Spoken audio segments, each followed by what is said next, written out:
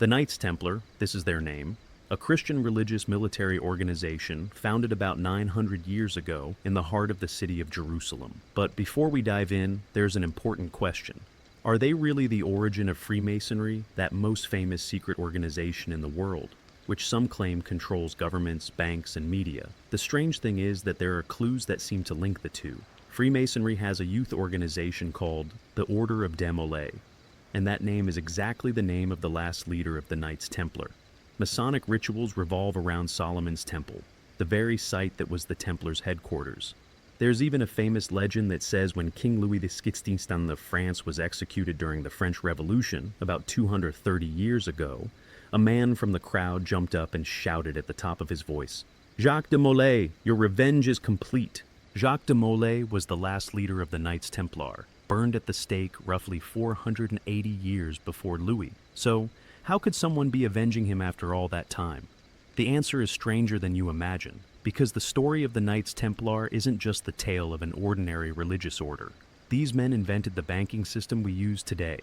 800 years ago, you could deposit your money with them in London and withdraw it in Jerusalem via an encrypted letter that only they could understand. They lent to kings and popes, owned an entire naval fleet, and answered to no king or government, only directly to the Pope. They were a state within a state, and that's exactly what made them dangerous, because the king who decided to destroy them owed them enormous sums and wanted to erase the debt instead of paying it. In one single day, dawn on Friday the 13th of October, 1307, Templars were arrested across France at the exact same moment. But stranger than the arrests were the charges. They were accused of denying Christ and spitting on the cross, worshipping an idol called Baphomet, and performing secret rituals in the dark. Were these charges real or just a conspiracy? Then there's the biggest mystery. 9 full years spent by just 9 knights in their headquarters under the Al-Aqsa Mosque, atop the ruins of Solomon's Temple. What were they doing there? In 1867, British archaeologists discovered tunnels dug by the Knights Templar 700 years earlier under the Al-Aqsa Mosque. What were they searching for, and did they find it? Some say the Holy Grail, the cup from which Christ drank at the Last Supper. Some say the Ark of the Covenant, the golden chest containing the 10 Commandments. Some say secret documents about Christ himself. And some say King Solomon's treasure. But did the Templars really end? The Knights Templar didn't completely vanish. They still exist in Portugal to this day, though transformed, and that's what we'll explore in this video. The full story of the most dangerous and mysterious organization in Christian history from beginning to end. If you're listening in the morning, go make yourself a cup of tea and come back. If it's nighttime before bed, don't get too excited. Let's get started. Are the Knights Templar the origin of Freemasonry? Let me give you some puzzling evidence. First, the name. Freemasonry has a very famous youth organization called the Order of de Molay. And Jacques de Molay is the very last leader of the Knights Templar, the man arrested on that fateful dawn. Why name their organization after him if there's no connection? Second, Solomon's Temple. Masonic rituals revolve around one central thing, building Solomon's Temple. The story of the master builder Hiram Abiff, who constructed the temple, is central to all their rituals, and Solomon's Temple is precisely the place the Templars lived above, dug beneath, and took their name from. Coincidence? Third, the symbols. The Templars used specific geometric symbols in their buildings and seals. Freemasonry uses very similar symbols. The compass and square, the triangle, the eye, the star, symbols of construction and geometry. Another coincidence? Fourth, the most famous legend. In 1793, at the height of the French Revolution, King Louis XVI, descendant of King Philip who destroyed the Templars, was sentenced to death. On January 21st, in the Place de la Révolution in Paris, the guillotine was ready, the crowds chanting, "The king's head will fall." And here the legend says something strange happened. A man from the crowd jumped onto the platform, dipped his hand in the king's blood, raised it high for all to see, and shouted at the top of his voice, "Jacques de Molay, your revenge is complete." 480 years separate de Molay's execution from Louis's. Yet someone shouts his name, waiting for revenge across all those centuries. Who was this man? And why did he know the name of a leader dead for 5 centuries? And strangest of all, The place. Louis XVI was imprisoned before his execution in the Temple Tower, the Tower of the Temple, the very main headquarters of the Knights Templar, the same place where Jacques de Molay was arrested 486 years earlier. The king who destroyed the Templars imprisoned their leader in this tower, and his descendant was jailed in the same tower before having his head cut off. Coincidence or retribution? The evidence is abundant and baffling, but is it real? Is there truly a direct line between 12th century knights and an organization that emerged in the 18th century? A 400-year gap. How could an organization survive secretly for all that time? We'll find out the answer at the end of this video, but it's not simple, not yes or no. It's more complex and stranger than you imagine. And to understand the answer, you need to know the full story from the beginning, from 900 years ago, from the city of Jerusalem. Let's start. Then Jerusalem, year 1099 AD. The First Crusade succeeded after 4 years of marching, siege, and fighting. The European armies reached Jerusalem, and on July 15th, they breached the walls. The holy city fell. The city sacred to Muslims, Christians, and Jews came under the rule of the cross. This news spread across Europe. Church bells rang, people celebrated in the streets. Jerusalem, the city where Christ died and rose, became Christian. Suddenly, pilgrimage to the Holy Land became possible. Thousands of Christians from France, England, Germany, and Italy began long journeys to Jerusalem, wanting to see the places where Christ walked. The Church of the Holy Sepulchre, the Mount of Olives, the Via Dolorosa.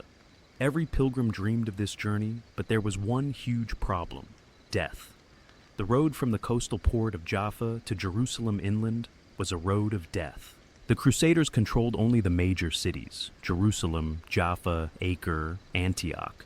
But the roads between them were lawless, full of bandits waiting for caravans, remnants of scattered armies attacking anyone who passed.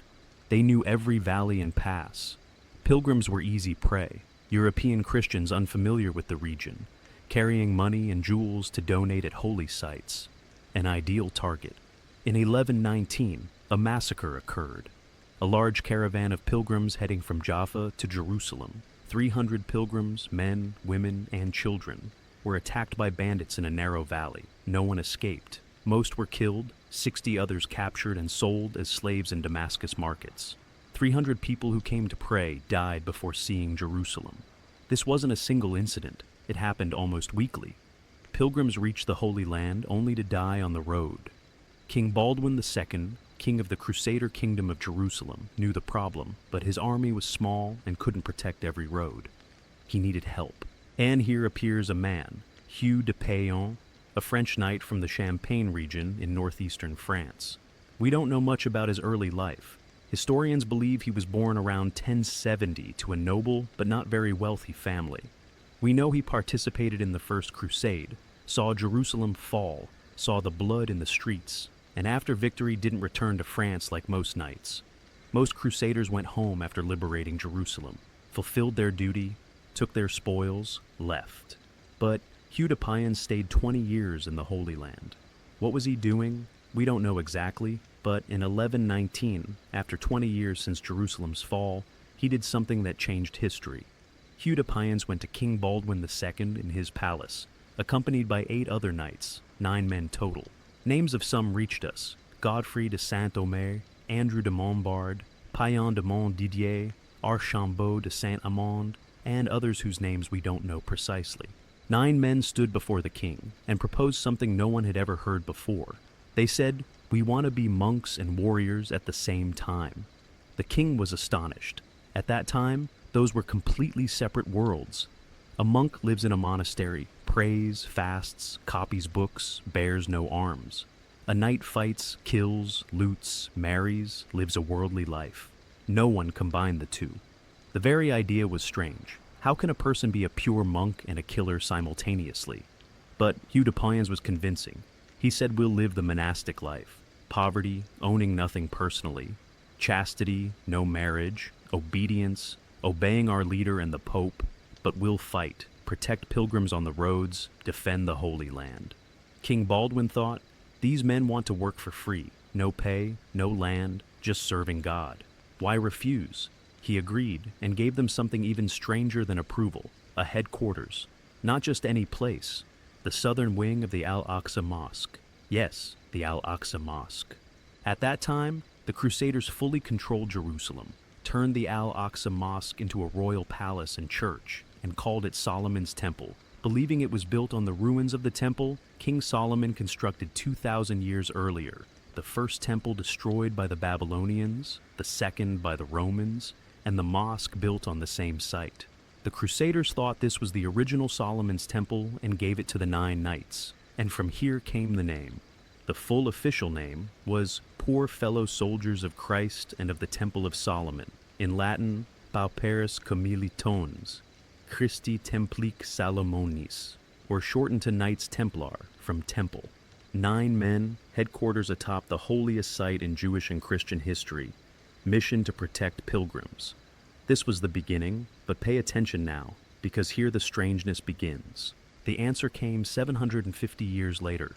In 1867, Palestine under Ottoman rule, a team of British archaeologists arrived in Jerusalem to explore the old city.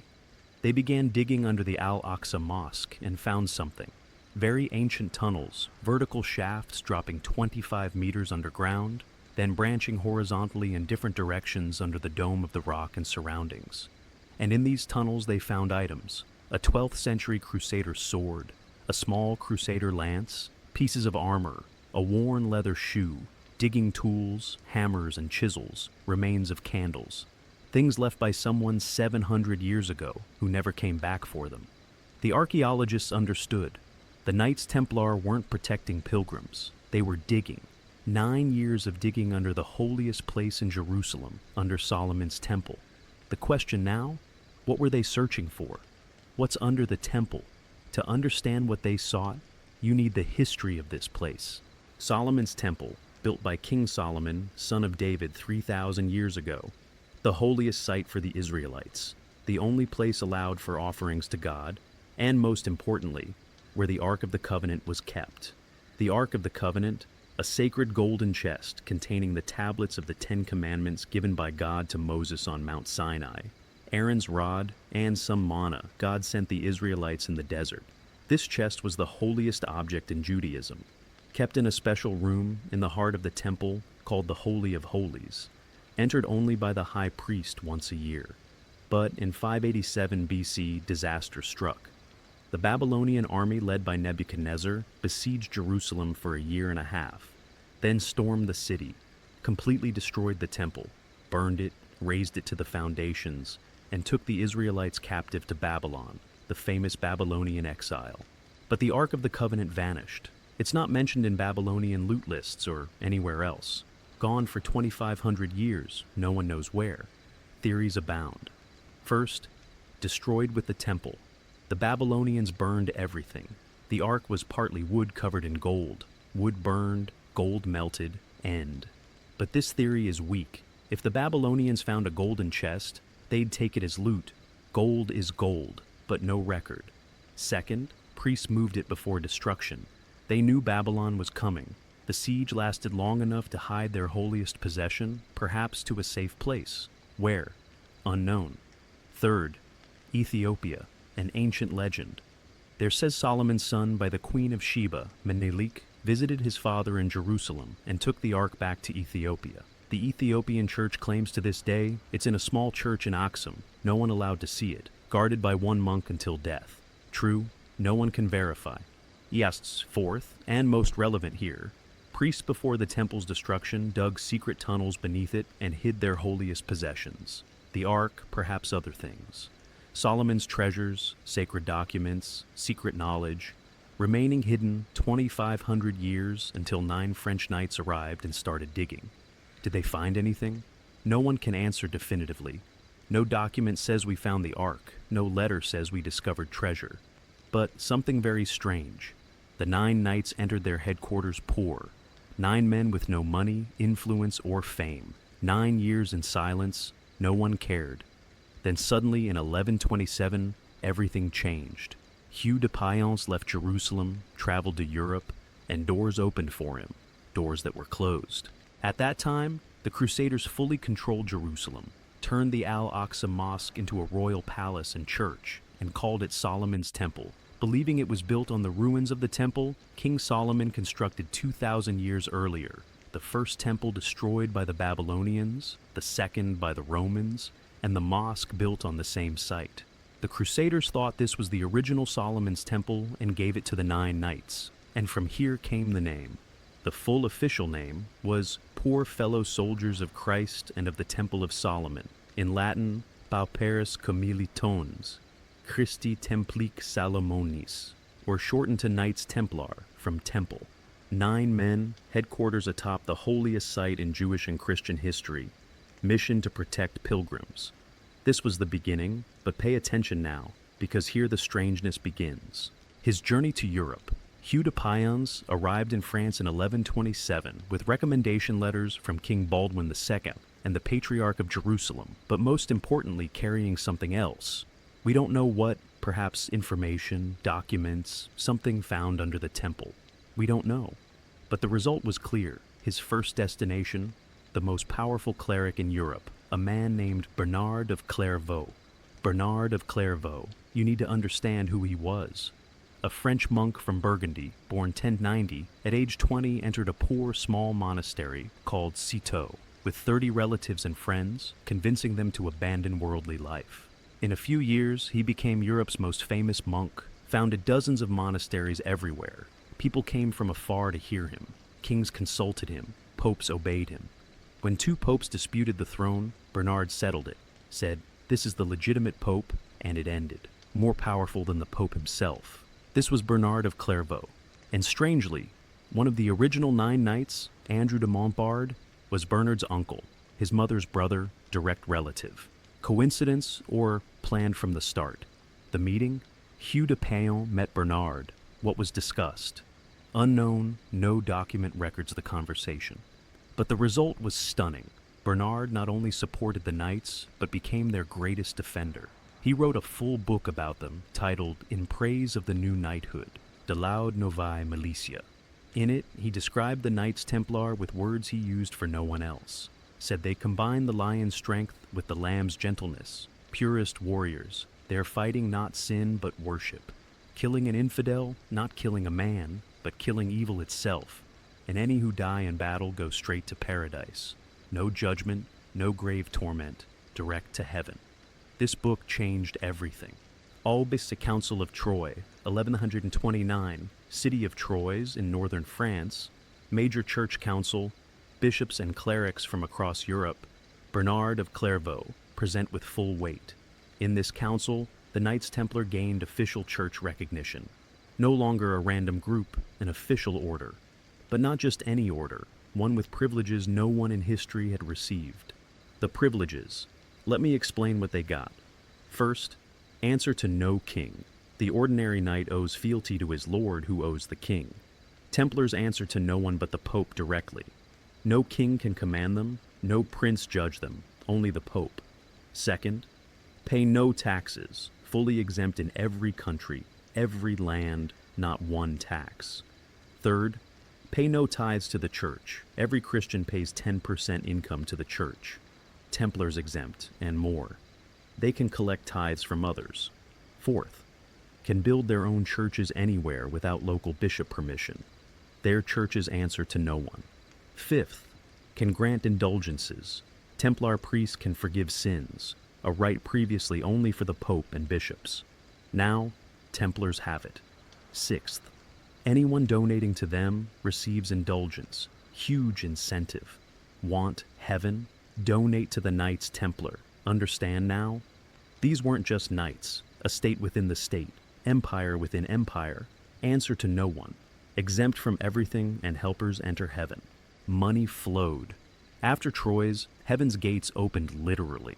Nobles across Europe donated lands, castles, entire villages, gold, silver, jewels, horses, weapons. Anyone wanting to support the Holy War, but unable to travel, donated to the Templars, each donation a step to heaven. Result?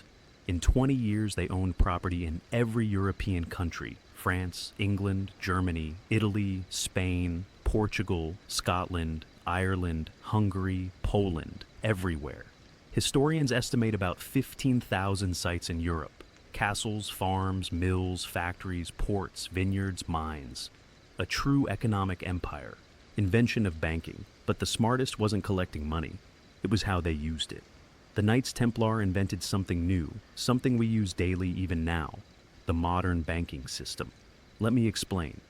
Imagine you're a 12th century pilgrim traveling from London to Jerusalem, months by land and sea, need money for food, lodging, ships, bribes, but carrying gold and silver is suicide. Bandits everywhere. If they know you have money, you're dead. What to do?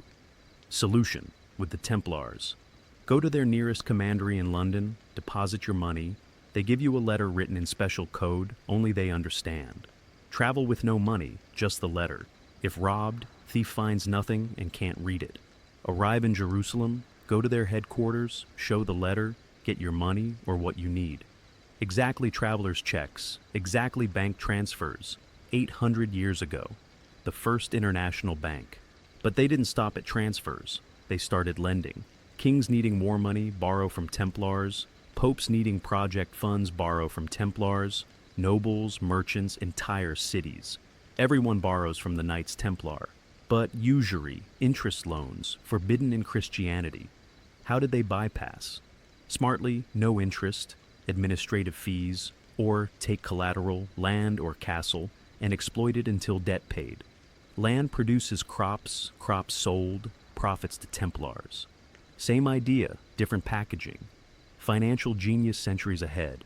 In their Paris headquarters, they kept the French king's own treasury. Yes, the French state treasury in a private organization's hands. The king deposits with them, borrows from them. Understand now why they were dangerous? The warriors. But don't forget, they were warriors first, and special warriors.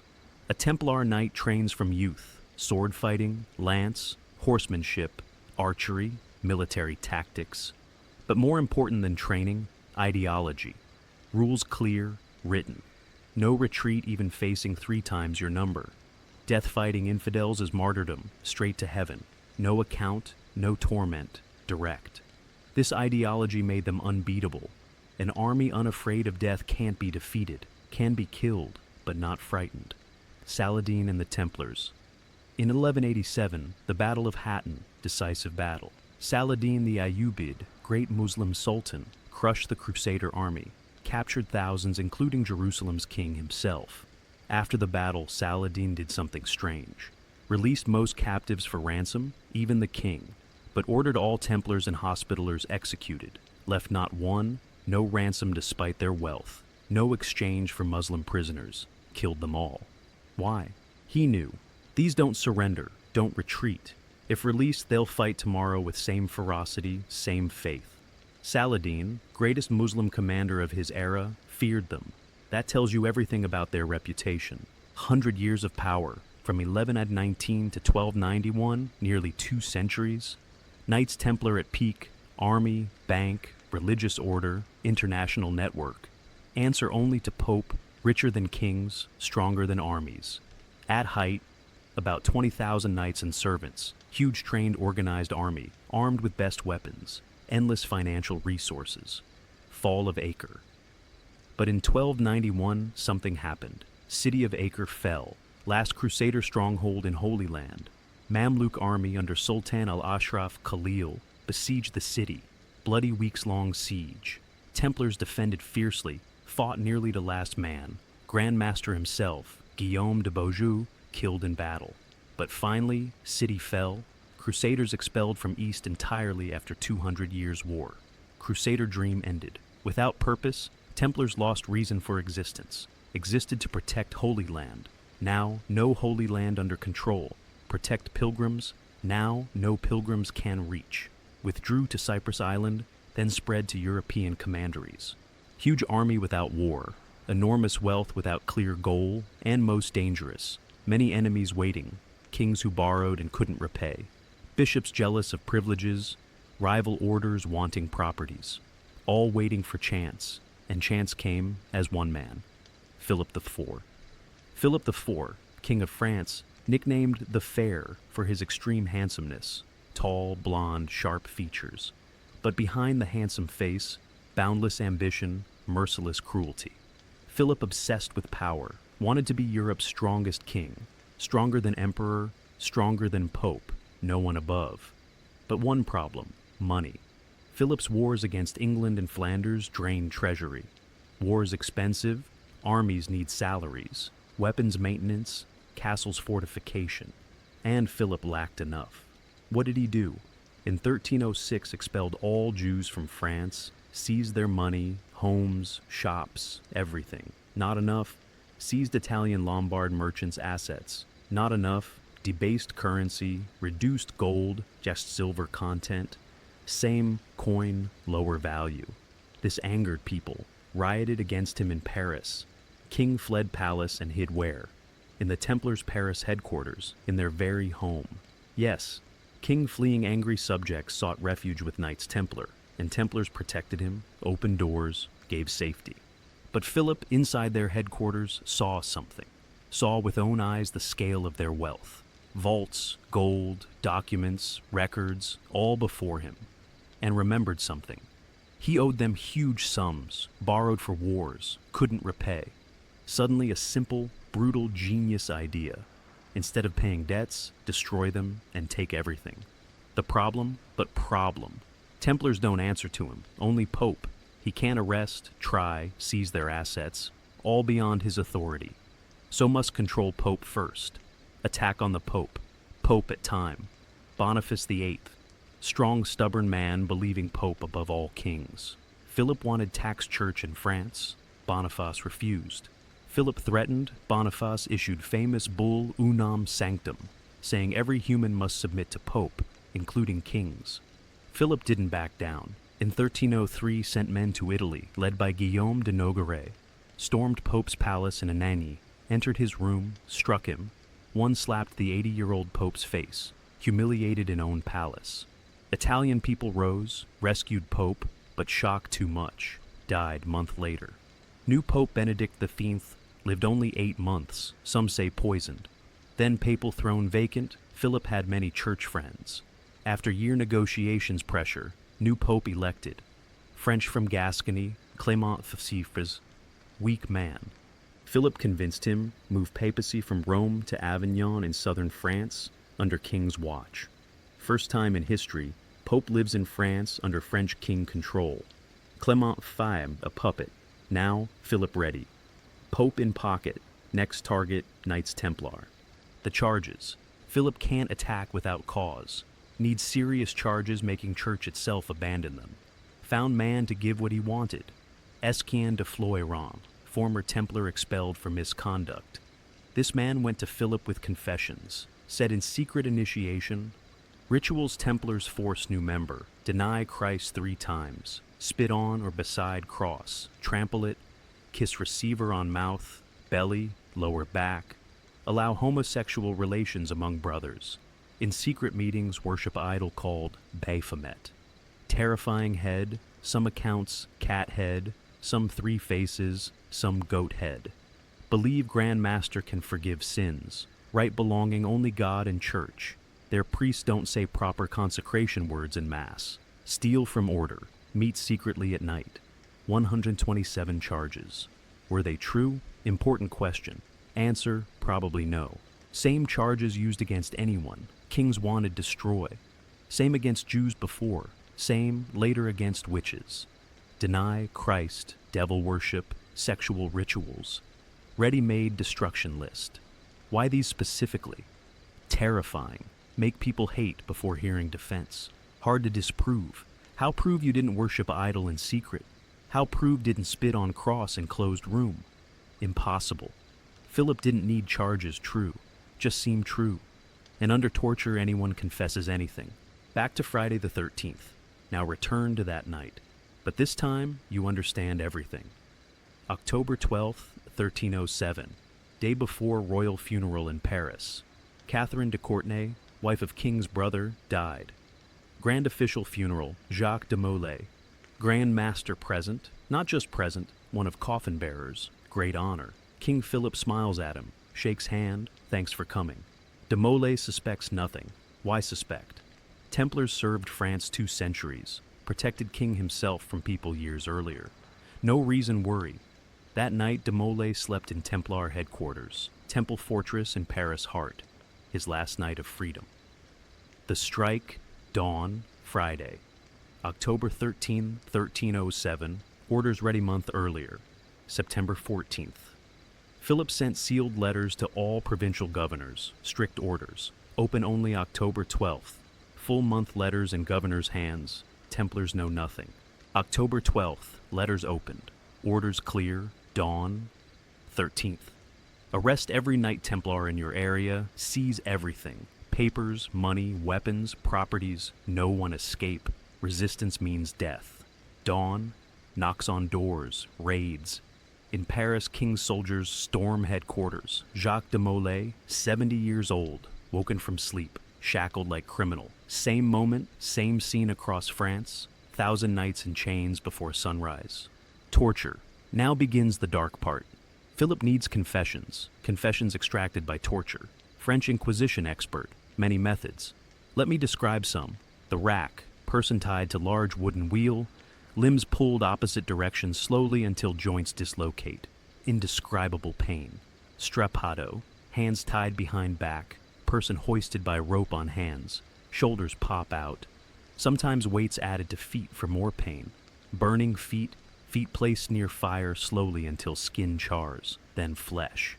Some Templars lost feet entirely, water. Huge amounts poured in mouth until belly swells, feels drowning, can't breathe. Sleep deprivation, days, weeks, sometimes no sleep. Guards wake whenever he dozes until mind collapses. All legal, church-permitted torture for heresy confessions. Logic. If innocent God gives strength, endure. If confess guilty. Upside-down logic but law. Confessions. Under this torture, Templars began confessing one after another. Yes, denied Christ. Yes, spat on cross. Yes, kissed brothers. Yes, saw idol. Even Jacques de Molay himself confessed after days' torture, but said something. Denied with mouth not heart. Said words under pain but didn't believe them. Pope intervenes. Pope Clement V, though puppet, shocked. Philip acted without permission. Templars answered to Pope, not King. Philip overstepped. Clement sent protest letters, demanded trials moved to church courts.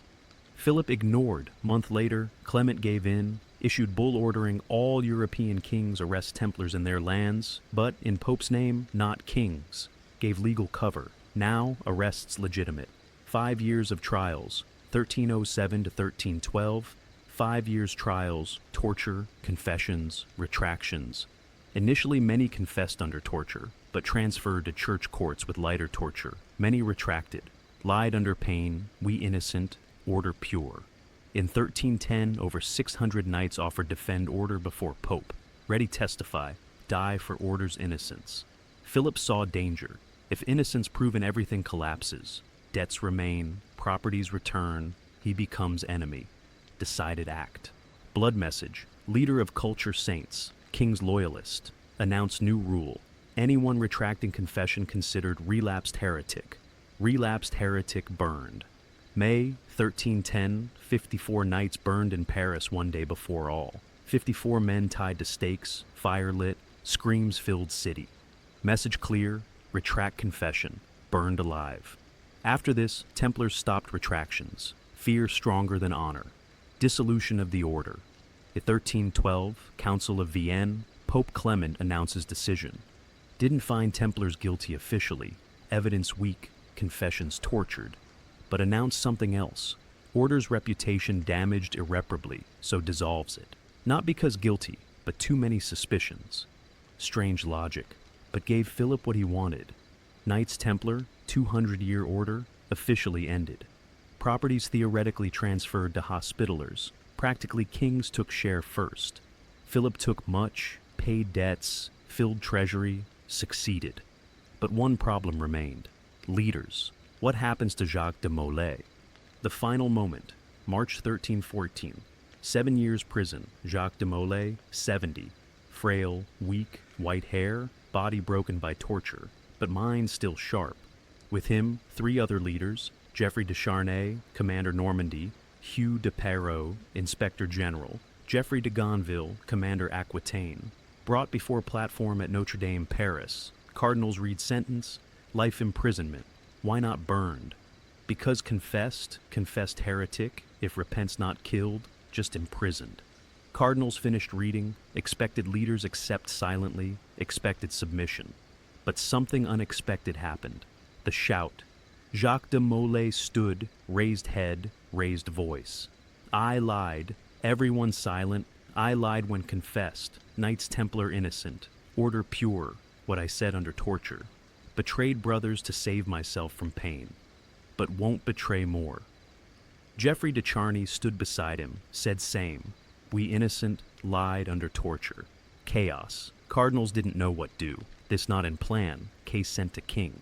Philip heard news, raged black rage, no consultation, no wait. Issued order, same day. De Molay and de Charny burned tonight. Heretic who confesses then, retracts. Relapsed heretic. Relapsed heretic, burned without new trial, no appeal, tonight.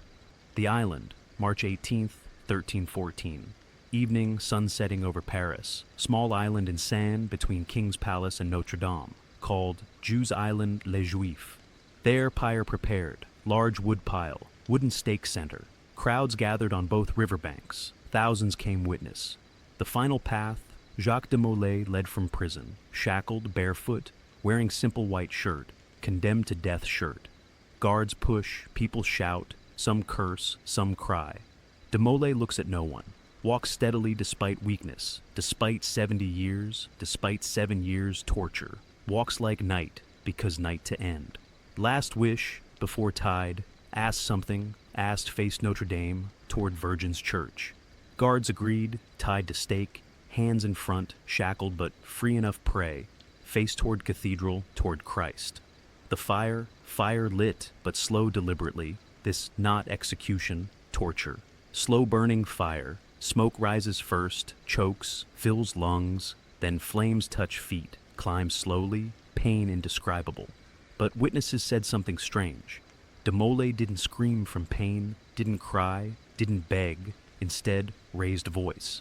The curse, amid fire, smoke, unbearable pain, de Molay's voice rose, clear strong as if not man-burning.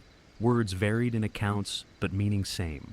One says he shouted, Pope Clement, I summon you before God's court within 40 days. King Philip, I summon you before God's court before this year ends. Another, God knows who, wrong who guilty, soon bad fate for those who condemned us to death. Third adds, cursed you and your descendants to 13th generation. Then silence, flames consumed him. Did the curse come true? Was curse real? Can Burning Man's words change King's fate? I don't know. But what happened next? Terrifying. Pope Clement V, who betrayed Templars, Philip's puppet, died just 33 days later, April 20th, 1314. Long illness, perhaps intestinal cancer, died in agony less than 40 days after de Molay's curse.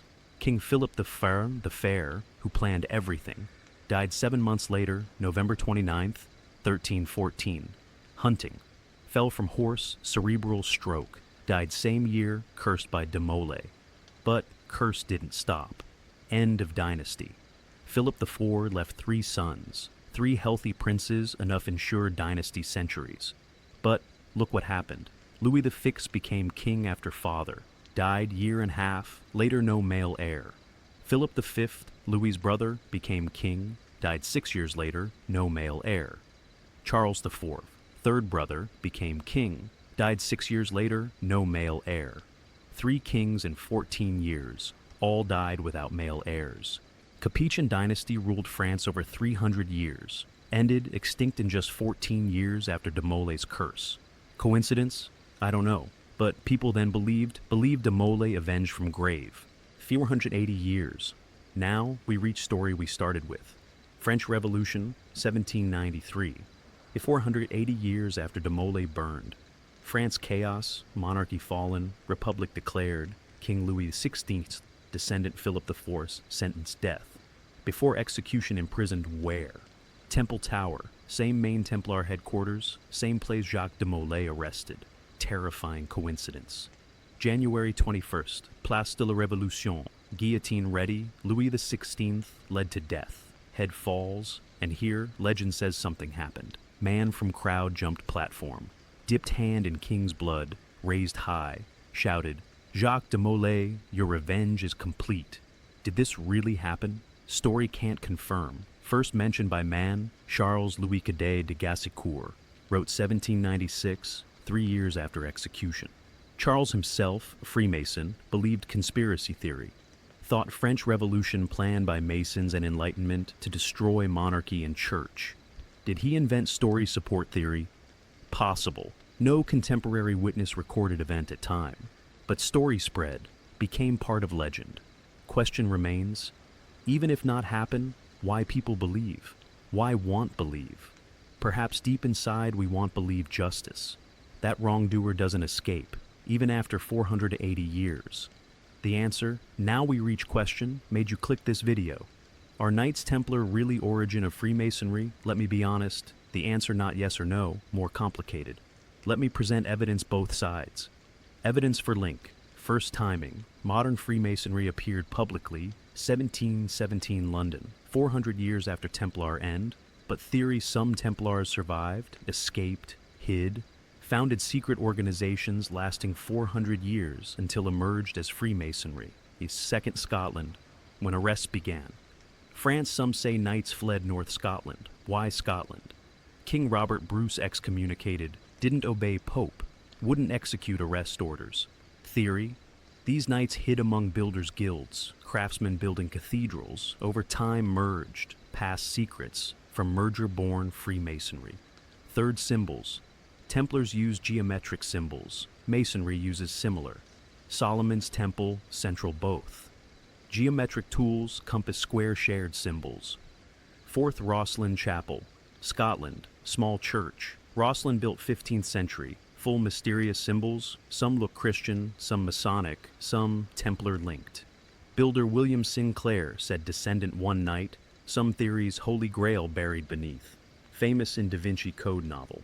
Fifth Ramsay speech, 1737. Man, Chevalier Ramsay gave important speech. Ramsay, Scottish Mason, said Masonry began with Crusaders. Didn't name Templars, but linked Masonry to Crusades. This speech founded theory. Evidence against, now, other side. First time gap. 400 years, 4 full centuries between Templar end and public Masonry.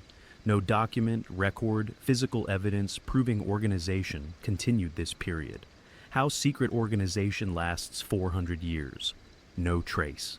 Second, Ramsay provided no proof. Speech claim, no document cited, no source named, just words. Third, serious historians reject link. Most specialists in Templar or Masonic history reject, say no documents. Masonry say evolved from real builders' guilds. Craftsmen building medieval cathedrals, traveled project to project, formed guilds, protect trade secrets. These guilds over time became philosophical fraternal societies. No Templar relation. Fourth Rosslyn Chapel. Historians say symbols not Masonic or Templar. Church built 150 years after Templar end. Some symbols added 19th century during Restoration. Restoration by Masonic architect added Masonic symbols to Old Church. Fifth Bannockburn Battle. Theory. Templars helped Robert Bruce this battle, 1314, but no historical record mentions. Story appeared 18th century, 400 years after battle. My personal opinion, now after all this, what's my view? I'll be honest, direct link probably false. No documents prove Knights escaped founded Masonry. 400-year gap too big. Serious historians reject theory, but indirect link possible. What mean? Knights Templar story, famous Europe, surrounding mystery, alleged secrets, lost treasure, curse, all part popular imagination. When Masonry built identity 18th century, borrowed these stories, took symbols, legends, tied itself Solomon's Temple, same place linked to Templars, named organizations like Jacques de Molay, not because true continuation, but story attractive. Who wouldn't want part secret organization 900 years old? Who wouldn't want inherit secrets knights dug under Solomon's Temple? Masonry used Templar legend build own mystery, but doesn't mean true extension. This my opinion, could be wrong. Secrets by nature remain secret. But one place, Now, before end, must tell you something. Everything I said about Templar and true in France, England, most Europe. But one place they didn't end. Portugal. Portugal the exception. When Pope ordered Templar arrest across Europe, King Denis I, Portugal refused. Why? Because Templars' Portugal heroes helped liberate country from Muslims, built castles, defended borders. People loved them. Denis didn't believe charges, saw French conspiracy, but couldn't openly defy Pope. What did he do? Very smart. 1319, after official Templar dissolution, Denis founded new order called Order of Christ, Ordem de Cristo. Same knights, same properties, same castles, just new name. New Pope John XXIII is approved. Templars Portugal not executed, wealth not seized, transformed into Order of Christ continued. Their cross on sails, and most thrilling, Order of Christ cross, red cross white background, appeared unexpected place. On Portuguese ships, age of discovery. Vasco da Gama reached India by sea. Ships bore Order of Christ cross. Christopher Columbus discovered America, said married daughter, Order of Christ Knight. His ships also bore cross. Prince Henry the Navigator launched Portuguese discovery era. Grand Master Order of Christ. Knights who dug under Solomon's Temple Jerusalem. Their descendants discovered New World. Still exist, and strangest, Order of Christ still exists today. Yes, Portugal, organization still active, turned honorary order awarded important figures. But name continues, cross continues. Knights Templar started 9 men, Jerusalem 900 years ago, not completely ended. Part in Portugal continued to 21st century. Conclusion. Are Knights Templar origin Freemasonry? Probably no in direct sense. But their story influenced Freemasonry? Yes, definitely. Did they end France? Yes. Portugal? No. Did they curse enemies? Pope died 33 days, king 7 months, dynasty ended 14 years. Coincidence or retribution? I don't know. But their story remains. 9 poor men started with nothing, built empire, fell to betrayal, cursed enemies as burned. This Knights Templar story. Personally, I think this story teaches something. No one above fall, strongest, richest, most influential organization can end one day if right enemy comes. Right time, right charges. And power without purpose, dangerous. Templars lost existence reason after Acre fall. Army without war, wealth without goal. This made them target. If you benefited from this video, subscribe channel. We have many stories like this. Mysterious, exciting history stories worth telling. And I'm here to tell them to you. Tuta tuta, the tale is done. Ill is.